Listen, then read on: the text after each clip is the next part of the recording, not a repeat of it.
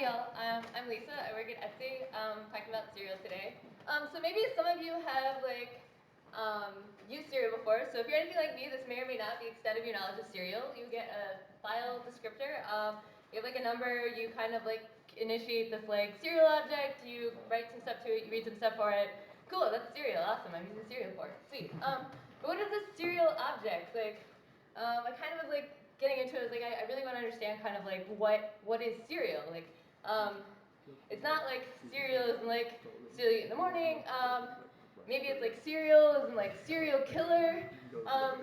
Which actually, yeah, it's kind of a good definition for it. It's like serial is a way of describing a thing that's not parallel. So it's like one thing that comes after another. So like parallel kind of refers to the way that the data in your computer processor gets processed. It's like passed around in blocks. So like 8 bits will be processed at a time in a register, or 8 or 32 or 64, kind of depending what kind of architecture you have in your computer. It looks like this. It's like if you're used to like schematic diagrams, so it's like an 8-bit register, which is cool. Where serial, you just do like one at a time. So you're just doing like 1 bit of data at a time down the line. Cool. Okay, so it's 1 piece of data at a time. How does this work? So here's like a classic serial port connector pin connection diagram. Basically, what is a pin? They're like connection points between 2 computers, or literally just wires. You're wiring 2 pieces of like metal together, connecting them with this pin thing. So what are all these things? Like number 9 says a ring indicator. I have no idea what a ring indicator is. Pins, what the fuck? So it turns out there's only like 5 of these that are really important for serial. RX and TX, your data transmission lines, ground, which is used for figuring out base voltage, and then RTS and CTS, which are your control flow signals. So that guy that we had going down the line, he's on the RX or the TX lines. Cool. So what does it look like? So it's 1 at a time. It kind of ends up looking like a wave, kind of like a sine form. So you're sending like 1 bit at a time. A high voltage is like, so plus 12 volts is the space or a 0, and like a negative 12 voltage for a period of time is like a 1 bit. So like you kind of get this waveform, like high bits and low bits going down. And this is the waveform for the letter G for granola. Yeah, so that 0 line running through the middle is like what that ground pin is for. That tells you where like the baseline ground is. Which is cool. Cool, so now I've got some data I want to send. This is just like 8 bits. I want to send a line. How do I send it? We're going to put it in something called a frame. So I'm going to packet it up into this thing that's like a frame. It's got like 3 parts. The first is the data. The next is something that's like a parity bit. The last is a stop bit.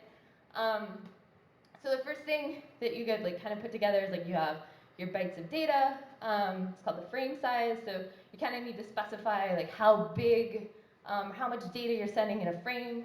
There's like 4 different things in my Mac that I can specify that as. 5 bits, 6 or 7 or 8 bits. Cool. So that's a data bit. The next one is the parity bit. It's kind of like data integrity. It acts sort of like as a checksum of the data bits that came before it. You can call it odd, even, mark, which is like the number of 1, space, which is the number of zeros, or none. It's just a single bit. It's kind of like a count of the number of like whatever option you picked. I'm not exactly sure how this works 100%, but I know those are options, which are cool. Usually you just like set to none. And the last one is a stop bit. This is like the delimiters. It's like, hey, you've reached the end of a frame. There's a few options for this. Like you can tell it can be 1 bit, it can be 1.5 bits, and it can be 2, which is cool. So all these together, like kind of like when you're talking about like a serial port, how it's configured, you can like have like a shorthand, like notation for it. So 8N1 means like there are 8 bits, there's no parity, and there's 1 stop bit.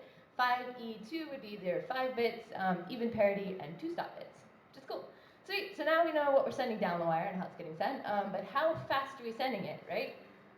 Speed. So serial has a speed.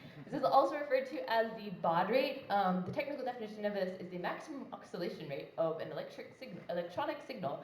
Basically, that's like how fast each of those up and down waves that you're sending is going to be present for. The default that pretty much everyone's Mac is set to is 9600 bps, or bits per second. Kind of like the upper limit that most machines can get on serial specification is 115,200 bits per second. Yeah, so now we know what that 9600 number was at the front. So now you know you've got like a file descriptor, and that's the baud rate, or how fast that your computer is going to be sending it down the wire. Cool. So how does this all work put together? Basically, you have 2 computers that are talking to a modem.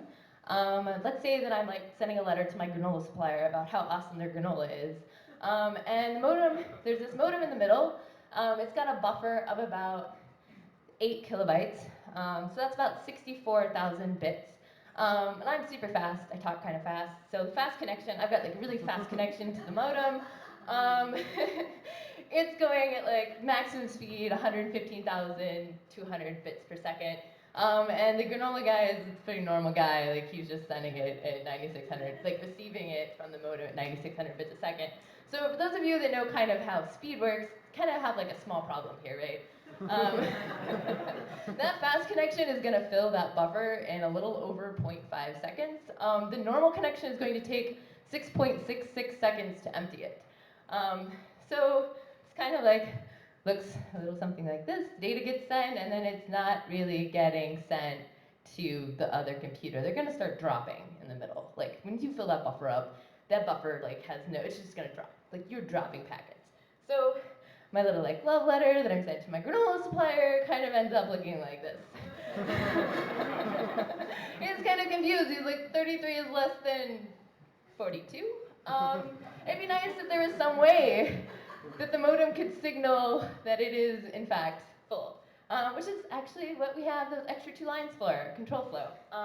So those last, like remember I showed you like 5 lines. The last 2 are RTS and CTS.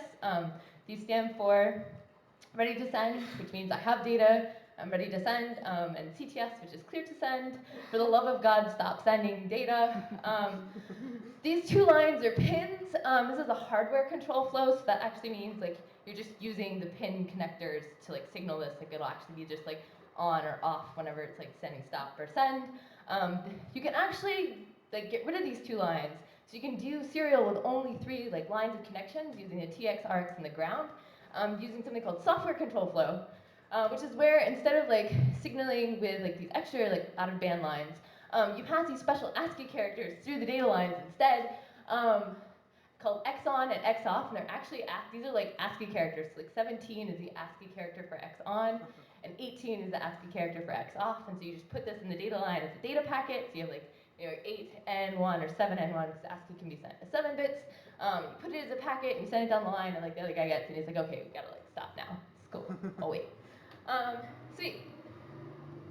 So how, like, what does this all look like? Lisa, like, I want to like write a serial port driver. Like, where should I go to look? Cool. So this is kind of like the default configure option of all of your computers right now. Basically, like each of these like big things, like whatever. What do you call them? Constants. They're like constants for integer numbers. They're kind of like XORed or like ORed together, and then you set it as like a setting and like a data structure. You can see somewhere. Some of the cool things to kind of point out here, like we talked about earlier. So you see the very bottom one, that's the speed. You can see that it's like the default setting is at 9,600 bits per second is the baud rate. The one above it is this, like the one in the middle, it's a CS8. So like the normal like bit package that you're sending is like 8 bits. If you look at the first line, there's something that says I max bell.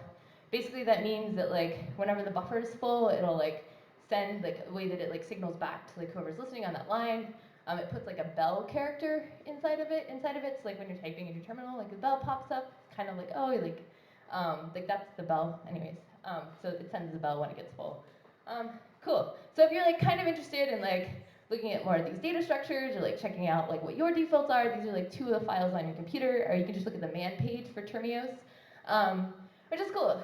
So yeah, serial is cool. But like as I was digging through all of this, I kind of like, so I got into this because I was like kind of trying to like work on writing some sort of like serial thing for like this microprocessor thing, which is like totally a work in progress. But I came to realize that like serial is kind of more than like this obsolete protocol for communicating with with microprocessors. In fact, it's a thing that I use every day. You could almost say it's as integral to my life as a bowl of cereal in the morning. It turns out that the process of taking one ASCII character and communicating that into parallel for a microprocessor, or just piping it to another file, is actually used in your terminal. Super useful. Cool. So yeah, tasty cereal.